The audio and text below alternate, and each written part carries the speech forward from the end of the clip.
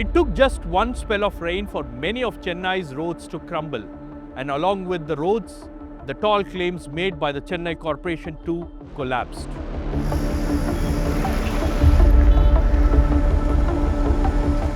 We saw patchwork being rushed through as a fix. And the patchwork has peeled off just as quickly, exposing the potholes and the state of civic infrastructure yet again. In this week's In Public Interest, we look at Chennai first. But this is not a problem that exists only in Chennai. Bengaluru and Hyderabad, they face similar problems. 3 cities, 3 different states, but the story is the same. Years of poor planning is now playing out on our streets in the most real and dangerous way.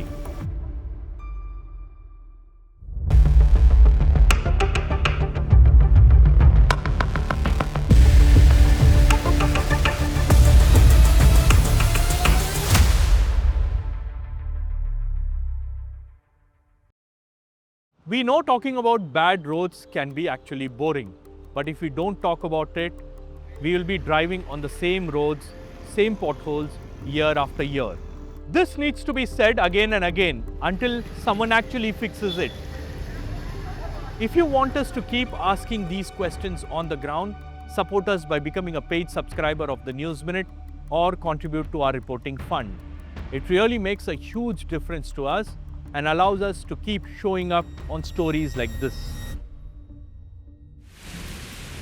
When the first spell of northeast monsoon hit Chennai this October, you would expect rains to be the headline, but it was the roads that became the bigger story.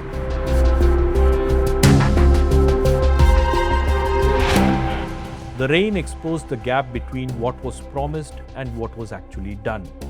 Chennai Corporation rushed to announce patchwork, but most of this patchwork has already come apart. I'm here at MTH Road in Bellandur, and this is the condition of the road. The entire stretch is like this.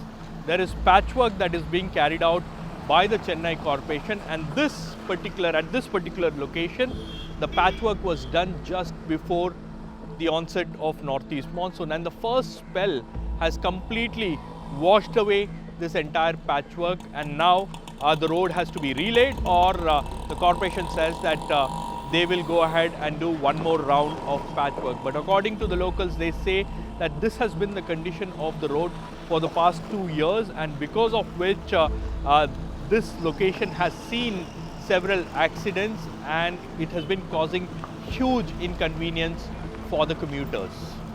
இந்த இடம் அப்படியே தான் இருக்குது. காலகாலமாக இப்படி தான் இருக்குது. எவ்வளோ வருஷமா இருக்கு? ஏறக்குறைய ஒரு 2 வருஷமாக இப்படி தான் இருக்குது. அதுக்கு முன்னாடி வந்து ரோடு போட்டாங்க, திரும்ப இது குழி குழியாகிடுச்சு. இதை வந்து பார்க்கறதே கிடையாது. எத்தனையோ பேர் இங்கே ஊந்துட்டுருக்காங்க இந்த இடத்துல. The Chennai Corporation says it has identified over 5,000 damaged spots and allocated 15 crore for repairs. But residents say only main roads are being touched, interior roads continue to be ignored. உள்ள தெருவெல்லாம் நிறைய அந்த மழைநீர் போட்டதுனால ஒன்றும் சரியாக வேலை முடியாமல் இருக்குது. அந்த மௌனசாமி மடம் ஸ்ட்ரீட்டு அப்படியே அரைக்குறையாக விட்டுட்டாங்க. இங்கே சவுத் மாடா ஸ்ட்ரீட் முடித்தாங்க, கிழக்கு மாடா ஸ்ட்ரீட்டோட லிங்க் பண்ணல, அதுவும் அப்படியே நிற்குது. நிறைய வேலைங்க அங்கங்கே அப்படியே நிற்குது பெண்டிங்க. அண்ட் எவ்வளோ நாளாக போயிட்டுருக்கு இந்த வேலைலாம்? இது வந்து கிட்டத்தட்ட ஜனவரி மாதம் போட்டாங்க பூஜை. இந்த ஜனவரியில் தெற்கு மாட வீதி ஓரளவுக்கு முடிச்சுட்டாங்க, ஆனால் லிங்க் பண்ணாமல் அப்படியே விட்டு போயிட்டாங்க. அப்படி இருக்குது, நிறைய இடத்துல அப்படியே பெண்டிங்கில் இருக்குது. ரோடுங்களாம் அப்படியே பெண்டிங்கில் தான், அப்படியே போடாமல் இருக்குது நிறைய. இந்த பேட்ச் ஒர்க் அப்படின்றது இந்த சீசன்ல தாங்குமா சார்? அடுத்து இன்னொரு 1 வாரம் கழிச்சு ஒரு மழை பெஞ்சுன்னா அந்த பேட்ச் ஒர்க்லாம் போயிடும் சார். நீங்கள் ஒரு வீடியோ வேணால் எடுத்து வச்சிங்க, கண்டிப்பாக இருக்காது.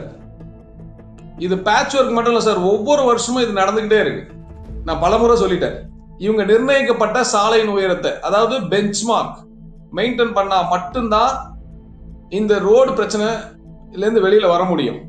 அதே நேரத்தில் இவங்க போடுற தார் ரோட்ஸ் வந்து அந்த டைம்ல அங்க தண்ணி தேங்கி நிக்காம இருக்கிறதுக்கு மட்டும் தான் போடுறாங்களே தவிர ப்ராப்பரா போறது இல்ல.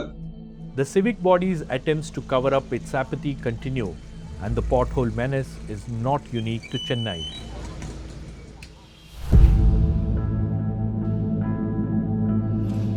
Bengaluru's potholes are already notorious, but this time it is also affecting business decisions. Chief Minister Siddaramaiah announced a deadline to fill potholes, but once again it was unmet. Actually, it was an impractical deadline. Logistics startup BlackBuck recently announced it was moving out of Bellandur, citing the outer ring road full of potholes and dust. Poor construction, no accountability, and the layers of agencies working without coordination continue to define Bengaluru's roads. In Bengaluru, this is happening on a larger scale, I think, and some roads are more prone to it than others.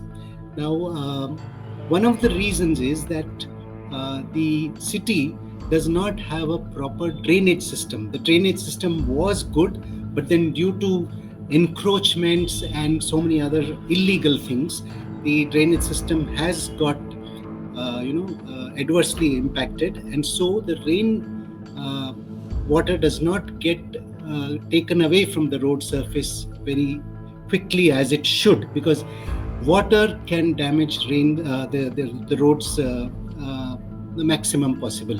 Now, when it comes to design and workmanship, there also we find a lot of gaps. For example, as per Indian Road Congress, the specifications are very clear, and on paper they say that they are following it, but then there is something called camber, that is a slope from the center of the road towards the edge, that is towards a footpath.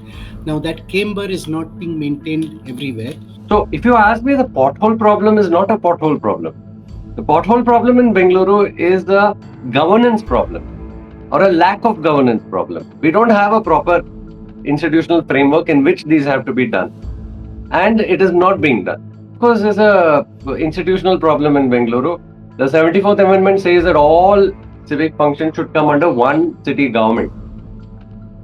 State governments are not interested in implementing this because they like to make money by having multiple fingers in the pie.